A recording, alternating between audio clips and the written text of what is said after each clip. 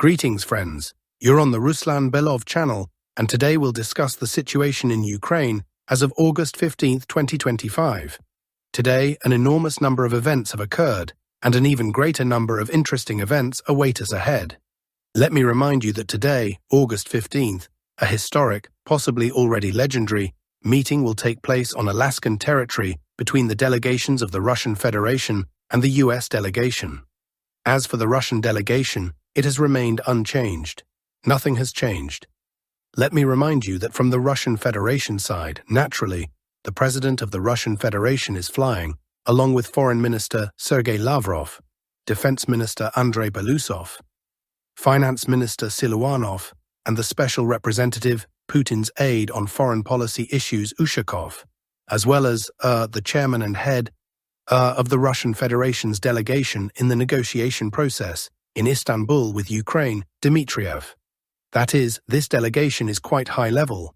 The delegation is represented by the highest officials of the Russian Federation, and this delegation has already flown to Alaskan territory. As for the Americans, over the past few days, they've been constantly changing something, altering the delegation's composition, trying to adjust or fake something, but in the end, literally right before the flight, the delegation was finally formed. It will include US President Donald Trump, Secretary of State Marco Rubio, Commerce Secretary Lutnick, Treasury Secretary Bessent, and the most interesting detail is that CIA Director Radcliffe will also fly to the meeting. That's a very interesting point. Although, on the other hand, we can see that perhaps the US was simply trying to balance the meeting. Let me remind you that just yesterday, we noted that the Russian delegation includes Defense Minister Andrei Belousov, while on the American side, their delegation had no military representative at all. No one from military structures. Therefore today, apparently, a decision was made to include CIA Director Radcliffe as the head of the delegation to somehow balance this direction. On the other hand, including Radcliffe in this delegation suggests that, most likely in addition to all other issues, today in Alaska, questions of exchanges, possibly spies who were, let's say, arrested at some point on Russian or US territory, will be resolved. And the participation of the economic bloc, first and foremost, indicates that most likely today they will discuss issues of lifting sanctions, possibly a large package of sanctions. And of course, if we're talking about Putin and Trump, they will definitely discuss Ukraine. More precisely, the peaceful settlement of the conflict on Ukrainian territory. And if we're talking about the conflict itself, it's not being resolved in any way yet. Well, now let's move on to Ukraine, to the zone of the special military operation. The armed forces of the Russian Federation have continued their offensive over the past 24 hours. And in certain sectors, they've significantly improved their forward positions. We'll start with the western Donetsk direction, the area of responsibility of the Vostok troop grouping.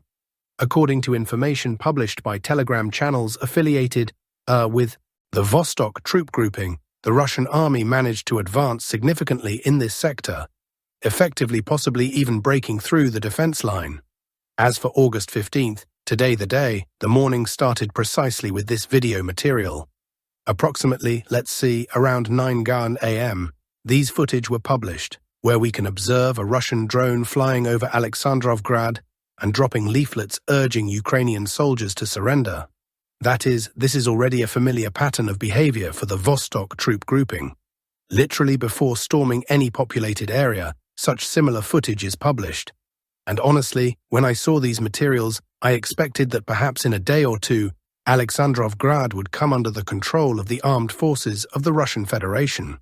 However, literally a few hours later, possibly a few minutes first, adjustments were published by various cartographers, according to which the Russian army approached right up to the populated area, and then approximately closer to around 12 noon, the Vostok troop grouping's affiliated Telegram channels published this video material, where we can observe also video material prepared according to some template.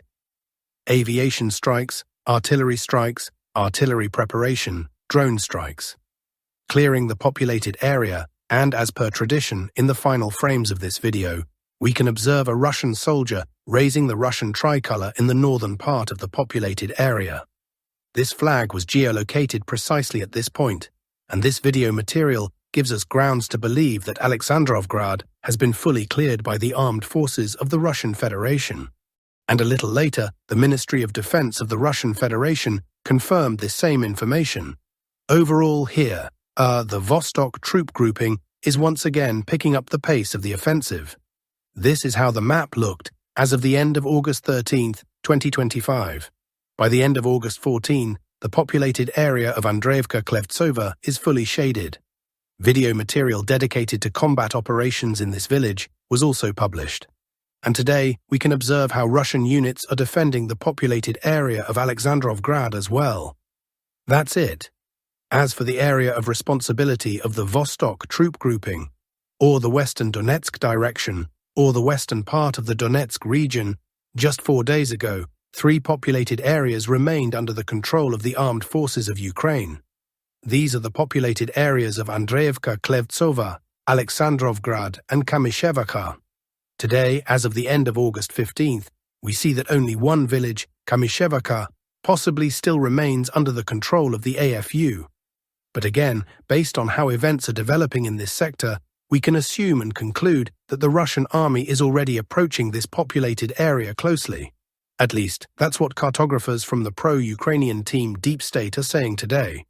Today they are making a small shading toward Kamyshevaka, indirectly confirming that after clearing Alexandrovgrad and Andreevka-Klevtsova, the Vostok troop grouping will soon begin clearing Kamyshevaka itself. And of course the main question is, what will happen next? Will the Russian army move further into the depths of the Dnipropetrovsk region?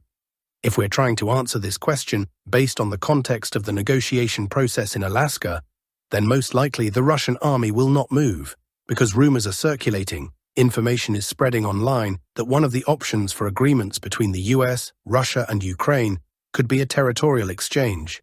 That is, the Russian Federation, would give Ukraine territories in the Dnipropetrovsk region that were taken under control, as well as territories in the Kharkiv region in its northeastern part, and also territory in the Sumy region. In exchange, the Russian Federation could receive the remnants of the Donetsk region. Therefore, based on this logic, there might not be much sense in moving deeper into the Dnipropetrovsk region. But despite these speculations and assumptions, we see that today, various analytical materials are starting to be published, as well as insights, according to which the armed forces of the Russian Federation managed to advance west of Yanvarsky and clear the populated area of Verona. The Ukrainian side was driven out from the territory of this populated area toward the populated areas of Sosnovka, and so on. Information is also coming in that from the side of Yanvarsky, the Russian army is already advancing toward Novoselky. And here, a very important detail, a very important nuance, is that up to this point, before this publication, the news was mainly that the Russian army is trying to stick to, if it enters the territory of the Dnipropetrovsk region, then it tries to stick to populated areas located along the border. If we're talking about these villages that we just discussed a minute ago, Verona and Novoselky, then these are, let's say, already the second line of populated areas from the border, which indirectly tells us that the Russian army is either preparing plans or they are already ready for advancing further deep into the entire Dnipropetrovsk region. But again, the question of advancing deep into the territory of the Dnipropetrovsk region will be finally resolved this evening, tomorrow early in the morning on Alaskan territory. It will become clear and understandable whether the leaders of the US and the Russian Federation will manage to find common themes, common points of contact, and reach at least some agreement. Next, we move with you to the Pokrovsk sector of the front, from where a lot of interesting news is also coming in. We'll start, of course, with the breakthrough point.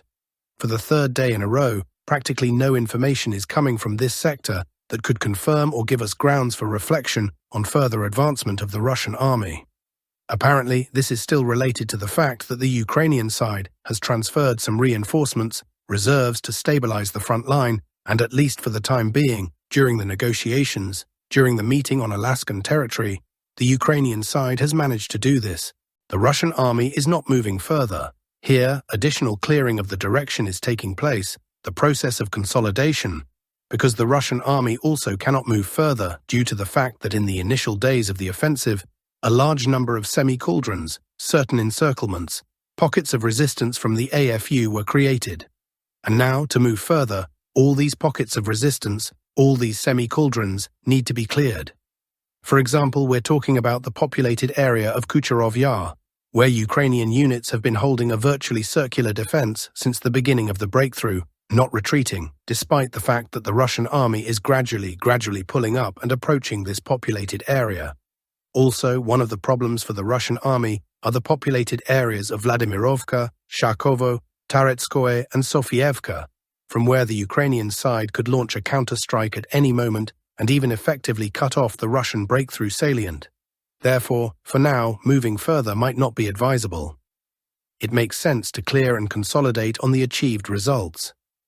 And a bit to the east, the Russian army is gradually advancing in the fields toward those same populated areas. Here, overall, the dynamics of the offensive from the armed forces of the Russian Federation are preserved. The dynamics here are not high, but they are preserved. Here, we can once again review the chronology of events, how the map has changed over the past few days. Little by little, this direction was being cut by the armed forces of the Russian Federation, and today, we see approximately this picture. The task here is similar to the one on the western direction, to approach right up to Taretskoye and Sofievka, take the main supply routes under fire control, and effectively force the Ukrainian formations to retreat from this direction to the northeast. As for the northeast, from the breakthrough point, today information is coming in that the Ukrainian administration has announced mandatory evacuation of a number of populated areas, such as Andreevka, Varvarovka, Novoandreevka, and so on and so forth. If we look at the map, approximately this sector, this territory is subject to mandatory evacuation, and this evacuation is planned to start today, in the nearest night, possibly, and so on. That is, we can see approximately where, according to the Ukrainian command's understanding of things, the Russian army plans to move next. And according to all these lines, all these evacuations, the Russian army, possibly after a short pause, which will be spent on stabilizing the front line, will start moving further, still in the northeastern direction, toward the populated area of Druzhkovka. German newspapers are sounding the alarm and panic in full force. And today, well, in general, this breakthrough is now dedicated to a lot of articles in the Western press. And in the Western press, there's an understanding, and that the Russian army has reached the second line of defense, the Donbass defense, which is still under construction. And now it's gradually dawning on everyone that effectively after this line of defense, which the Russian army has already managed to hook onto, further northwest from the Ukrainian side, there's nothing left. Fields, railways, forest arrays, forest belts, villages, but no strongpoints, no citadels, and so on and so forth, which of course indicates that further, the Russian army can move much faster than what we're seeing now. Next, we move with you directly to the Pokrovsk agglomeration itself, from where a lot of interesting news is coming in, and we'll start with the fact that now quite high activity is noted already on the territory of the populated area of Myrnohrad, or on the approaches to Myrnohrad. More and more often, footage of objective control is published, showing how the Russian army inflicts fire damage on the positions of the armed forces of Ukraine in the territory of high-rise buildings. But the most interesting footage today is coming, let's say, not directly from the central part of Myrnohrad, but a bit northeast, from the Komsomolskaya mine. Today, as you can see, the map has undergone changes. Today, we fully shade the Komsomolskaya mine. Let me remind you that over the past few days, adjustments have been made repeatedly on the map, according to various publications. But directly today, objective control footage appeared that confirms the presence of Russian soldiers on the mine's territory. In these footage, which were published by the Ukrainian side, we can observe how Ukrainian snipers strike directly at the mine, and the author of this video claims that Russian soldiers were on the territory of this structure. Based on these objective control footage published by the Ukrainian side, the corresponding shading is made, the most important strongpoint, the most important, let's say, citadel, where the Russian army can now accumulate forces for further offensive and further movement in the southwestern direction, toward the populated area of Myrnohrad itself. Next, we move with you to the Constantinovka sector. Here, the map has not undergone any changes yet. From the interesting things, I think it's worth paying attention to the video materials published from the Lyman area, where, apparently, a small corridor for the evacuation of Ukrainian units still remains. In these footage, we can observe strikes by multiple launch rocket systems on AFU positions, on retreat routes. That is, we see that in all probability, Ukrainian formations still maintain their presence on the territory of Lyman, and another attempt to retreat or break out of encirclement apparently has not been crowned with any success. Next, we move with you north, toward the populated area of Lyman, where the pace of the offensive, though not high, but the map is adjusted every day. Every day, a small piece, a small forest belt, a small strongpoint, another street, another body of water, another part of some forest belt comes under the control of the Russian army, and August 15th was no exception to this rule. According to the latest data, Russian units managed to significantly improve their positions in the Shandrigolovo area. Effectively, the populated area is already cut off from supply from the south and west. Possibly through rivers, as well as some empty, impassable paths, there's still a way to supply the garrison. But apparently, in the nearest time, the populated area of Shandrigolovo will come under full control of the Russian army. Also, a small adjustment today is coming from the territory of the populated area of Zaraknoe, and we see that as of the end of August 15, the Russian army controls approximately 15% of the populated area and is gradually increasing its control zone, presence zone on the territory of this village. A bit north, the breakthrough of the armed forces of the Russian Federation continues east of the populated area of Kupyansk. For now, we're making such an incomplete shading. Today, a large amount of material was dedicated to this topic, according to which the Russian army began an offensive in two directions, and during combat operations and decisive offensive measures, the Russian army managed to break through the AFU defense and enter the territory of the populated area of Petropavlovka from the southeast, as well as jump into the central part of Petropavlovka approximately along this route. Combat operations here continue. So far, no objective control footage has been published, but most experts agree that this breakthrough became a consequence of the fact that the Ukrainian side transferred part of its combat-capable units from the Kupyansk direction toward Pokrovsk to stabilize the front line. This strike apparently, and if the Ukrainian side took such risks, was expected, and now we can observe how the Ukrainian side will try to stabilize the situation in this sector as well. And that's all, dear friends. Thank you for watching, subscribe to the channel, give your likes, all the best to you.